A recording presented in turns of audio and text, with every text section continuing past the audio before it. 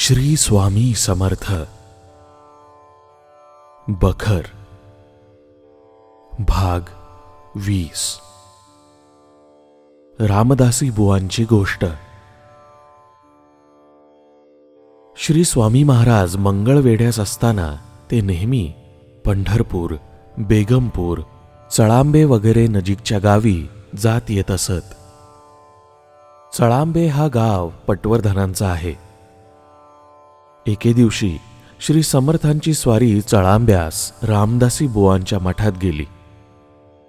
तिथे भोजन करून महाराज 2 प्रहरी निद्रिस्त झाले। रामदासी बुवांना काही काम असल्यानं मठाचं दार बंद करून दाराला कुलूप लावून ते बाहेर गेले। पुढे संध्याकाळच्या सुमारास श्री स्वामी समर्थ भीमा नदीच्या वाळवंटात खेळत बसलेले लोकांनी पाहिलं। चळांब्यास भीमा नदी आहे। महाराज वाळवंटात बसले आहेत अशी बातमी गावात पसरून रामदासी बुवांच्या कानीही पडली। महाराज तर मठात निद्रिस्त आहेत, वाळवंटातील स्वामी दुसरे कोणीतरी असतील असं बुवांना वाटलं, कारण आपल्याच हातांनी मठाला कुलूप लावून ते बाहेर पडले होते।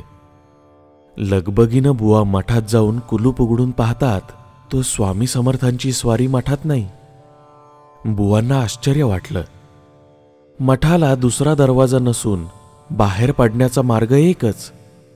दरवाजाला स्वतःच्या हातून कुलूप लावला असून त्याची किल्ली आपल्याजवळ आहे। महाराज मठाबाहेर कसे गेले? ह्याबद्दल बुवांचा काही तर्क लागेना। शेवटी महाराजांच्या अगाध लीलेबद्दल बुवांना आश्चर्य वाटलं। वाळवंटात जाऊन बुवांनी महाराजांचं प्रेमपूर्वक दर्शन घेतलं आणि ते त्यांना गावात घेऊन आले। श्री स्वामी समर्थ। बखर। लेखक श्री गोपाळ बुवा केळकर। संपादक श्री रामचंद्र चिंतामण ढेरे। अनमोल प्रकाशन श्री स्वामी समर्थ।